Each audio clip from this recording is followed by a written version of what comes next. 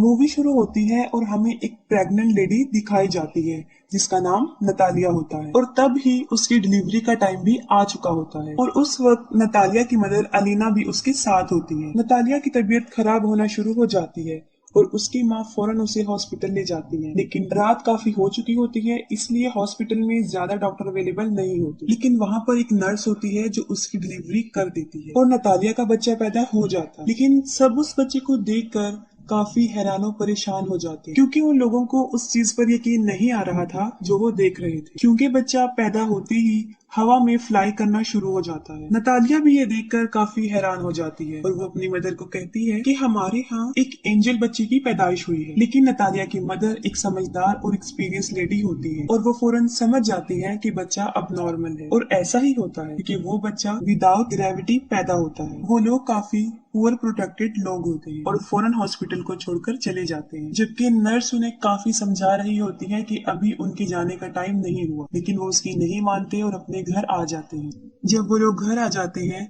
तब नतालिया की मदर उसे एक अजीब सा क्वेश्चन पूछती है। वो पूछती है कि तुम याद करो कि इस बच्चे का बाप कौन है, लेकिन नतालिया को याद नहीं आ रहा होता कि उस बच्चे का बाप कौन है। फिर उसकी मदर उसे बताती है कि ये कोई नॉर्मल बच्चा नहीं है और इस बात को हमें राज रखना, और अगर इस बात का किसी को पता चल गया तो हमें कई मुसीबतों का सामना करना पड़ सकता है। फिर वो बच्चे का नाम सिलेक्ट करते हैं, तब उसका नाम ऑस्कर रखा जाता है और ऑस्कर सच में नॉर्मल बच्चा नहीं था क्योंकि उसे संभालना काफी मुश्किल था। जब वो लोग उसे अकेला छोड़ते थे तो वो छत से ही चिपक जाता था और देर तक वही चिपका रहता था। ये देखकर उसकी नानी उसके लिए काफी बेल्ट्स बनाती है ताकि वो बच्चा जमीन पर ही रहे, और छत को भी वो काफी सॉफ्ट और लाइट वेट बना देते हैं ताकि बच्चे को चोट न लगे, क्योंकि उन लोगों को इस बात का भी डर था कि अगर उन्होंने इसे बाहर अकेला छोड़ दिया तो वो हवा में उड़ जाएगा और स्पेस में कहीं चला जाएगा। तभी वो लोग ऑस्कर के लिए काफी कॉन्शियस होते हैं और उसकी नानी और उसकी माँ उसका काफी ख्याल रखते हैं। फिर वक्त के साथ साथ ऑस्कर बड़ा होना शुरू हो जाता है, लेकिन वो घर पर ही रहता है क्योंकि उसकी नानी उसे बाहर जाने नहीं देती। घर रहकर वो मोस्टली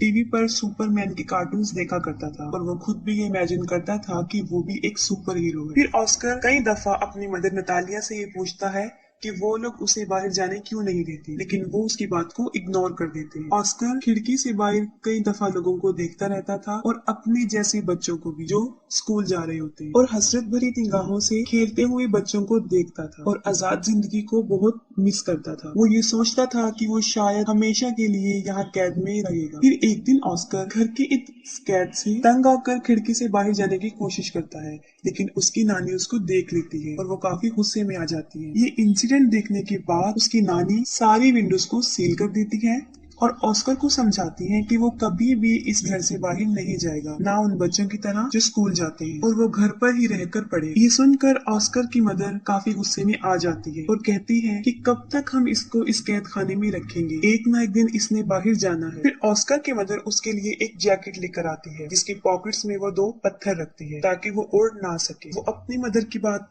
नहीं सुनती और ऑस्कर को बाहर ले जाती है और साथ में वो ऑस्कर को ये भी बताती है कि वो सुपरमैन की तरह अपना राज किसी को नहीं बताएगा, वरना वो भी कभी सुपरमैन नहीं बन सके। फिर एक दिन ऑस्कर अपनी मदर के साथ कुछ सामान परचेज करने चला जाता है और वहाँ पर एक बच्ची से टकरा जाता है। उस बच्ची का नाम अगाथा होता है। अगाथा का सारा सामान उसके हाथ से नीचे गिर जाता है और वो ऑस्कर पर काफी चिल्लाती है और ऑस्कर को 2 पानी की बोतल्स दे देती है कि अब तुम्हारी पनिशमेंट ये है कि तुम इसे मेरे साथ मेरे घर लेकर जाओगे। लेकिन ऑस्कर इसके लिए इनकार कर देता है, लेकिन अगाथा उसे बहुत इंसिस्ट करती है। तब ऑस्कर इसके लिए राजी हो जाता है और अपनी मदर को बगैर बताए वो उस बच्ची के साथ चला जाता है। अब ऑस्कर के हाथ में 2 भारी बॉटल्स होती हैं और उसके पॉकेट्स में पत्थर भी होते हैं, इसकी वजह से वो काफी हैवी महसूस कर रहा होता है। वो अपनी पॉकेट से दोनों पत्थरों को निकाल कर फेंक देता है। अब एगाथा के साथ उसकी फ्रेंडशिप हो जाती है। फिर एगाथा अपने घर पहुंच जाती है और वो ऑस्कर से पानी की बॉटल्स मांगती है, लेकिन ऑस्कर पानी की बॉटल्स देने से इनकार कर देता है क्योंकि उसे पता होता है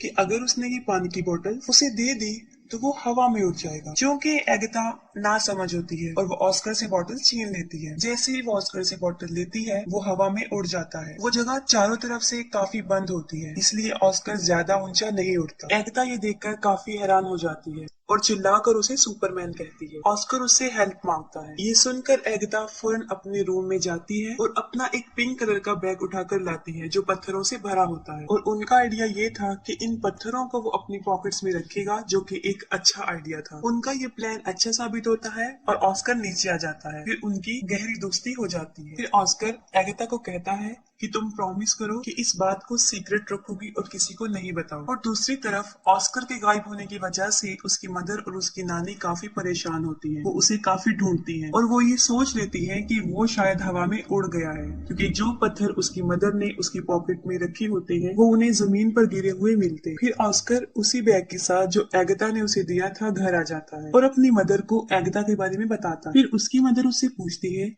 कि कहीं तुमने अपना राज उसे तो नहीं बता दिया, लेकिन वो अपनी मदर से झूठ बोल देता है कि मैंने नहीं बताया। फिर ऑस्कर और एगाथा कई दिन तक एक दूसरे से मिलते रहते थे। फिर एक दिन ऑस्कर की मदर को इस बात का पता चल जाता है कि एगाथा उस राज के बारे में जानती है। फिर उसी दिन के बाद उसकी मदर उसे एगाथा से मिलने नहीं देती, जबकि एगाथा काफी दफा ऑस्कर से मिलने उनके घर पर आती थी, लेकिन नतालिया उसे दरवाजे से ही भेज दी। फिर उन लोगों के आसपास के लोग उन्हें मशकूक निगाहों से देखने लगे, क्योंकि उन्हें ऐसा लग रहा था कि शायद ऑस्कर की मदर और नानी उसके साथ बुरा सलूक करती हैं, तभी वो उसे घर से ज्यादा बाहर आने नहीं देती और वो स्कूल भी नहीं जाती। फिर इस बारे में वो पुलिस को बता देते। फिर अगले दिन पुलिस उनके घर आ जाती है और उन लोगों को वार्न करती है कि वो ऑस्कर को कल से स्कूल भेजे, और मजबूरन उन लोगों को ऑस्कर को स्कूल भेजना पड़ा। फिर ऑस्कर की मदर उसके साथ स्कूल जाती है और उन्हें इस बात का भी ख्याल आ जाता है कि ऑस्कर एक नॉर्मल लाइफ नहीं जी सकता। फिर वो ऑस्कर को ले आते हैं और उनकी आंखें आंसुओं से भर जाती हैं। उसकी मदर इस सारी बात को समझ जाती है और वो घर छोड़ने का फैसला करते हैं। फिर वो अपने घर को छोड़कर बहुत दूर एक जगह पर रहना शुरू कर देते हैं। काफी साल गुजर चुके होते हैं।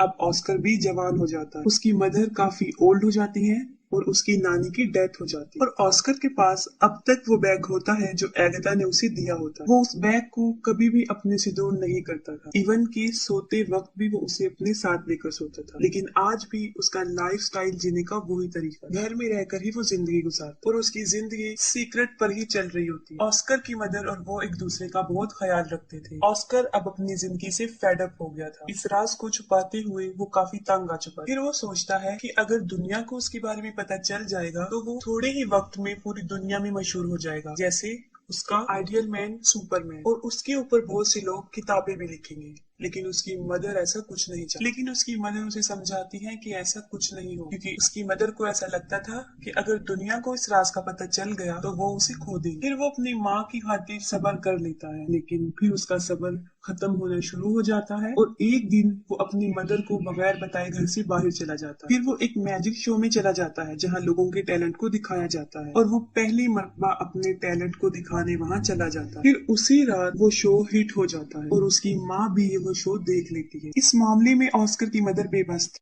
काफी लोग ऑस्कर को टीवी पर देख चुके होते हैं और वो फेमस भी हो चुका होता है। फिर अगले दिन वो एक आदमी जिसका नाम डेविड होता है उससे मिलता है और असल में वो आदमी कंटेंट एजेंट होता है। वो ऑस्कर को कहता है कि मैं तुम्हारी मशहूर होने में मदद कर सकता हूँ, हम बहुत बहुत बड़े शो ऑर्गेनाइज करेंगे जिससे तुम फेमस हो जाओगे। फिर वो ऑस्कर को एक बहुत बड़ा घर दे देता है जहाँ पर वो रह सके और उससे कॉन्ट्रैक्ट पर साइन भी करवाता है, क्योंकि ऑस्कर भी मशहूर होना चाहता था। वो दोनों मिलकर बहुत बहुत बड़े शो में जाकर अपनी परफॉर्मेंस दिखाते हैं और रातों रात ऑस्कर भी एक फेमस पर्सनैलिटी बन जाता है और बाद में ऑस्कर को नाम दिया जाता है द मैन विदाउट ग्रेविटी। वो लोग अपने काम में काफी इंजॉय कर चुके होते हैं और उन्होंने काफी पैसा भी कमा लिया होता है। लेकिन फिर एक दिन ऑस्कर को इस बात का रियलाइज होता है कि जो ड्रीम उसने बचपन में देखा था सुपरमैन बनने का, वो सुपर हीरो नहीं है, बल्कि वो तो एक कठपुतली बन चुका है जिसे लोग अपने एंजॉयमेंट के लिए इस्तेमाल करते हैं। कभी तो लोग उसे फोटोशूट में बुलाते थे और कभी किसी मैजिक शो में। फिर आहिस्ता आहिस्ता उसे ये सब नापसंद होना शुरू हो जाता है। हालांकि उसके ऊपर बहुत सारी बुक्स लिखी जाती हैं, बहुत सारे मैगजीन्स छपते हैं और कुछ ऐसी डॉक्यूमेंट्रीज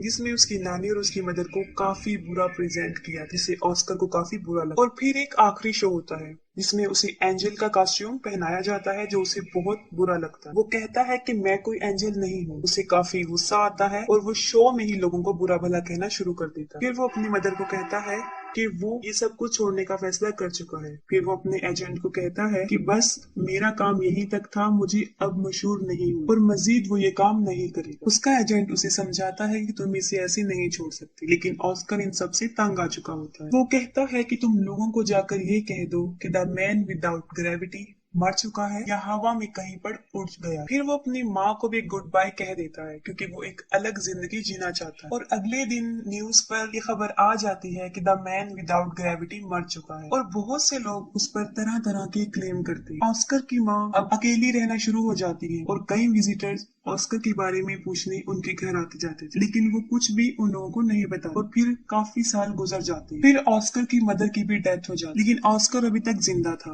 वो एक अलग लाइफस्टाइल से अपनी जिंदगी गुजार रहा था। उसने काफी बड़ी दाढ़ी रख ली थी और व्हील चेयर पर रहता था ताकि दुनिया को कभी भी उसके सीक्रेट का पता ना चले। वो अपना नाम भी चेंज कर चुका था और एक होटल